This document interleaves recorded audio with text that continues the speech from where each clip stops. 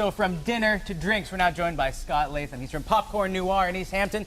We're making some magnificent margaritas, right? Yes, we are. So as you guys know, tequila comes from Mexico. It is distilled from the agave plant. All good tequila is 100% blue agave. You don't really want to get involved in something that's like almost half like that. And you can look on the label for all those things. You can look on the label. The three main kinds that you can get are Blanco, which is unaged, Reposado, which is aged between a year and like 2 months, and Añejo, which is 1 year to 3 years. And are they higher price as you go through? Typically higher price, and it's kind of like a whiskey. The longer it's aged, the more it's taken on the flavors from the barrel that it's been put in. Is it worth it to get the really nice tequila? It depends. You can find some absolute bargains around like 20 bucks a bottle. So let's see if we can get started. Let's do a standard, just basic margarita, nothing too complicated or threatening here. Start off with just nice silver tequila. You want to do about 2 ounces of that.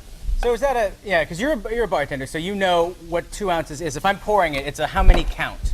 If you're counting 1, 2, 3, 4 out of a little speed pour thing, one of the spouts that you can buy at like Target or Whole Foods or whatever, it's about 1 ounce there. So 1, 2, 3, 4, 5, 6, 7, 8.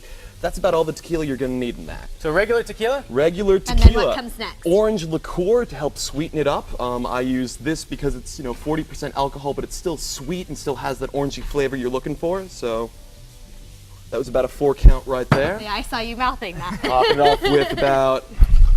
And this is just the traditional This is the traditional, standard, nothing super fancy type of margarita. Bit more ice for that cup. There we go. Shake it up a little bit. I'm going to get started on margarita number 2. All right, Seth, let's see if now yours this next is one's as good as This his. next one is actually what we call the Tiajuana Julep at Popcorn Noir. It has cilantro-infused reposado tequila, which we make in-house ourselves. Hey, give me an 8 count. Okay. You can go a little heavy on me if you want. 2, 3, 4, 5, Well, Seth, 6, you still have to work 7, the rest of the 8. day. Oh no, Kathleen's been eyeing them. Are you passing the buck? Yeah, maybe. Okay, let's get a bit more ice up in there. Cilantro-infused tequila. Cilantro-infused reposado. If you want to keep in themes with making tequila a bit more interesting, it's not just what you can buy off the shelf. We're doing some grapefruit juice. And all these things you can get in any store. You can get in any store. Except for this that you guys made in-house. You can do that yourself. Now, instead of orange liqueur for this one, we're using agave nectar to help bring out those flavors. Interesting. About a whole ounce of that, just like you would with the orange liqueur. You want to keep. Oh, we're not done yet. We're not done. The you're secret jumping the gun, ingredient. Seth. This is ghost chili infused vodka. That must be spicy. That adds some serious spice to it. What it's a lot of is ghost Scoville. chili? Ghost chili is one of the spiciest peppers available. Seth, you want to do it, you flip it over, you want to keep your finger on the top and go like that. Oh. Then when you're done, if you want to strain it, you can pop that in and hold it like that so the ice doesn't come out. Like or you can just dump it like that. You have a lovely margarita. I love the that color fits. of this one. And a Grapefruit lime. really helps enhance that lime if you want to class it up. Garnish it up a little bit.